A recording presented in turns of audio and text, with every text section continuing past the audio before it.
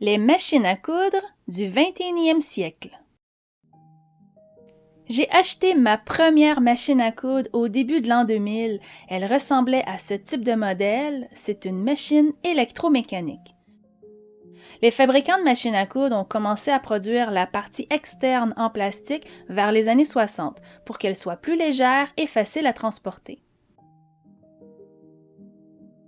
Celle à droite est très similaire à la machine de ma maman qu'on a vue dans la vidéo précédente. Celle à gauche est légèrement différente. La différence de prix entre les deux est le double. Celle de gauche, je vais l'appeler modèle A, elle vaut environ 450 $. Celle de droite, le modèle B, vaut environ 200 $. Les deux sont bonnes, mais le prix d'une machine se justifie par le rendement, les options et la robustesse. Le modèle A est une heavy duty, plus lourde, donc plus solide. Chaque marque offre divers produits d'entrée de gamme. Les modèles d'entrée de gamme ont très peu d'accessoires. Contrairement à une entrée de gamme moyenne, comme le modèle A, on retrouvera fréquemment les accessoires suivants. Un guide couture similaire à celui de la Singer classe 15, un découseur, un petit balai pour nettoyer, une clé pour dévisser et des rondelles de maintien pour retenir les bobines de fil. Le pied zigzag est le pied principal, appelé le pied A. Le pied F, c'est un pied transparent pour les points décoratifs. Le pied C a une petite brosse, c'est pour le point de surjet. Le pied E, c'est pour les fermetures à glissière. Le pied G, c'est pour les ourlets invisibles et autres fonctions. Certains sont ajustables. Et le pied à boutonnière en une seule étape, avec son levier qu'on retrouve derrière le pied presseur. Certaines machines ont un coffre pour ranger vos accessoires. Moi, j'y cache mes bonbons. Mais ça reste entre nous. L'anatomie est très similaire. Voici les petites différences. Le volant ne se dévisse plus. Pour certains modèles, vous n'avez qu'à tirer le volant vers l'extérieur pour arrêter le mouvement de l'aiguille lors du remplissage de la canette. Le dévidoir, appelé aussi enrouleur, est très similaire. La butée d'arrêt est ajustable pour certains modèles. Le porte-bobine est à la verticale pour le modèle A. Pour le modèle B, il est horizontal, offrant un meilleur déroulement. Elles ont une poignée pour la transporter et le bouton de marche arrière est similaire pour tous. Le sélecteur de points pour le modèle B inclut la largeur du zigzag. Le zigzag peut être plus ou moins large, mais sans aucune précision. Contrairement au modèle A, chaque sélecteur a ses fonctions, ce qui est préférable, c'est plus précis. Les sélecteurs de points sont toujours similaires et bien identifiés. Ils sont soit sur le devant ou sur le côté. Le releveur de fil, les modèles de base n'ont pas de crochet d'arrêt de fil. Il est plus sujet à débarquer. Contrairement au modèle A, avec ce crochet, le fil est moins sujet à sortir un coup enfilé. Leur système d'enfilage est beaucoup plus simple que leurs ancêtres. Il y a moins de guide-fil, donc moins d'erreurs. Vous n'avez qu'à suivre le chemin numéroté de 1 à 4. Le releveur de pied presseur est toujours vers l'arrière ou dans la partie intérieure du bras de la machine. Elles ont toutes une table d'extension pour le bras libre et certaines auront un coffret pour ranger vos accessoires. Le modèle B fonctionne avec une navette oscillante comme les machines à coudre précédentes. Le modèle A, c'est un système de crochets rotatifs, formant aussi un point noué. Étant sur un axe horizontal et sous un couvercle transparent, cela nous permet non seulement de voir la quantité de fil restant, mais elle est aussi plus facile à enfiler. Le modèle A, la porte frontale s'ouvre et nous donne accès à l'ampoule, à la barre d'aiguille et à la pression du pied. Le modèle B, l'ampoule est difficilement accessible, la barre d'aiguille ne peut qu'être huilée que par le bas et non par le haut, et il n'y a pas de réglage de pression de pied, qui est une fonction très importante pour les tissus extensibles. Les deux modèles ont des semelles interchangeables appelées en anglais clip-on. La semelle se détache de l'adaptateur, qui est le support de pied de biche. Nul besoin de dévisser à chaque fois. Et le modèle A aura un enfile-aiguille et un levier à boutonnière en une seule étape. Les deux modèles sont bons. Elles sont domestiques, prévues pour le loisir. Un modèle de base similaire au B convient à une couturière qui fait seulement quelques petits projets de couture dans l'année. Si vous prévoyez coudre de façon régulière, 5-10 heures par semaine, allez-y au moins avec une entrée de gamme moyenne avec les fonctions similaires au modèle A et mes conseils d'achat. Elle vous offrira bonheur, facilité, précision et robustesse. Et oui, encore l'entretien. Négliger l'entretien, c'est raccourcir sa durée. La barre d'aiguille doit toujours être huileuse au toucher. Une petite goutte suffit, en haut, en bas, et essuyez l'excédent.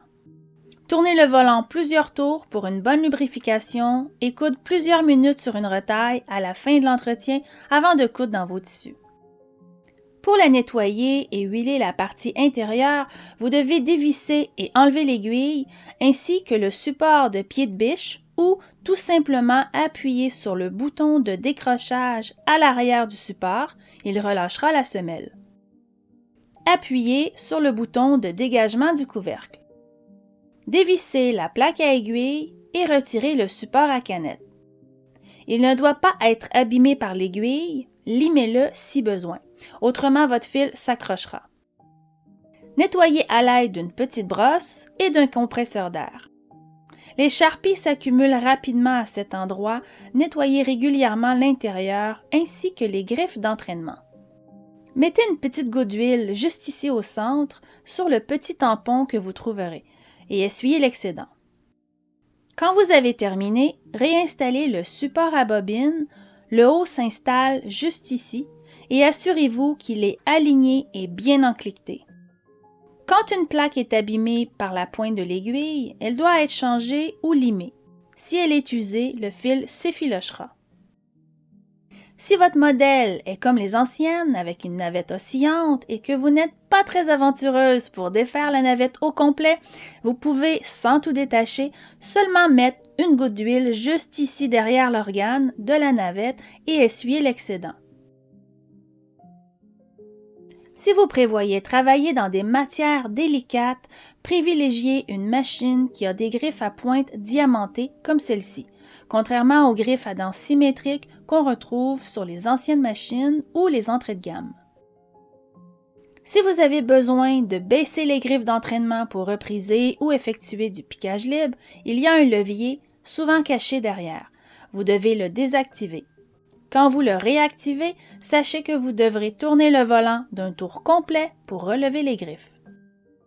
Il est bien important d'utiliser le type de canette suggéré pour votre modèle de machine à coudre. Vous ne pouvez pas utiliser n'importe quelle canette. Si vous utilisez une canette d'une autre marque ou en métal alors qu'elle devrait être en plastique, vous risquez de briser votre machine en plus d'avoir un mauvais point. Il existe divers boîtiers de rangement pour les canettes. J'aime bien récupérer mes boîtes à épingles pour les ranger ou mes boîtes à bonbons. Nous voilà rendus au bobinage. La base de la bobine de fil doit aller vers la droite, le fil se déroulant par en dessous. Ajoutez une rondelle de maintien selon la grosseur de la bobine et installez-la dans cette direction.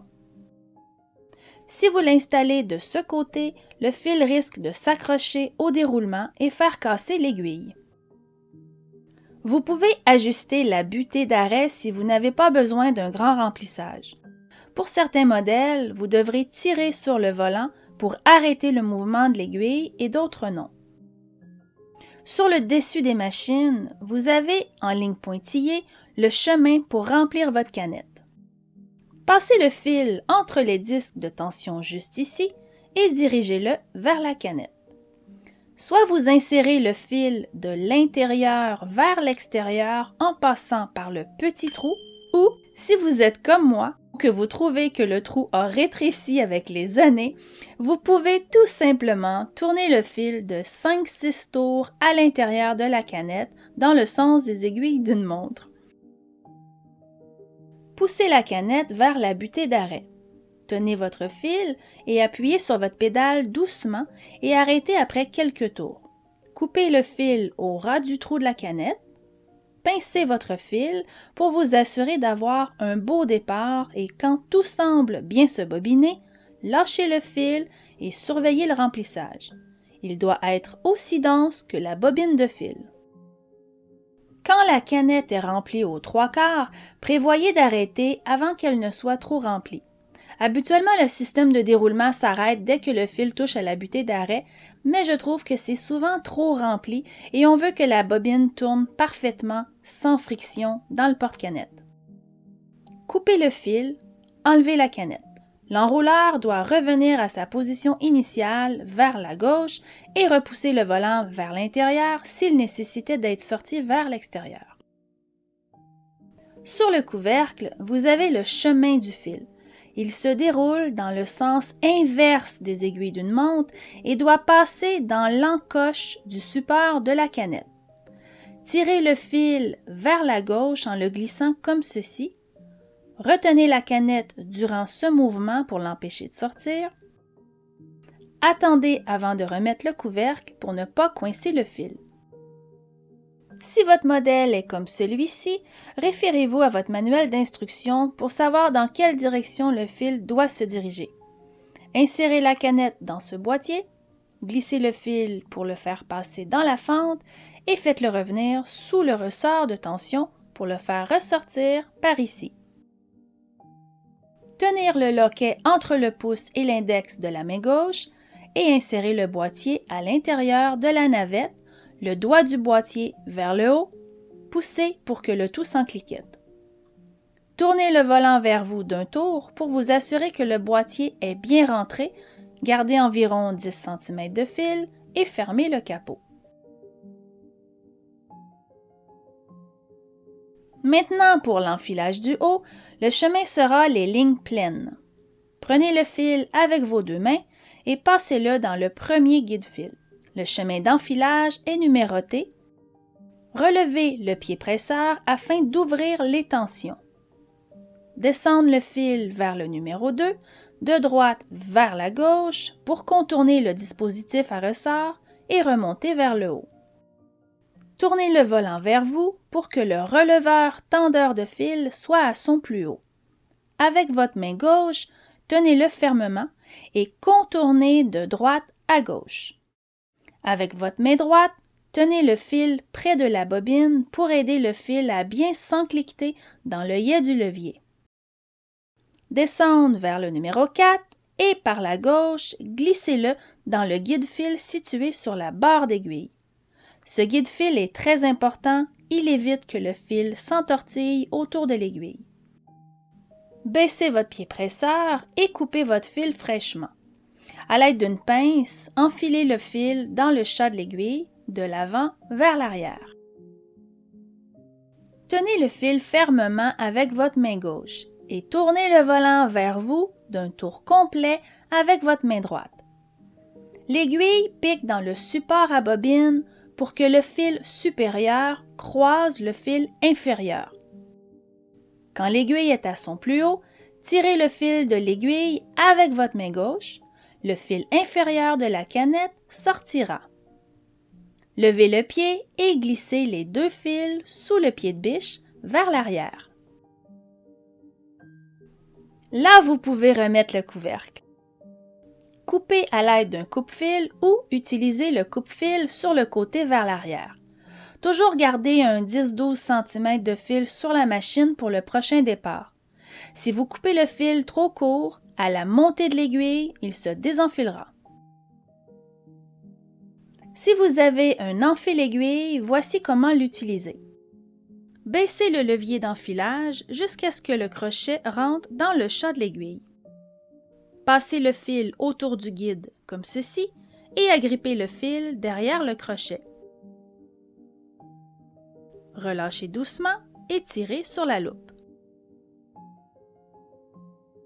Faites-vous la main avec 2 épaisseurs de tissu de bonne qualité.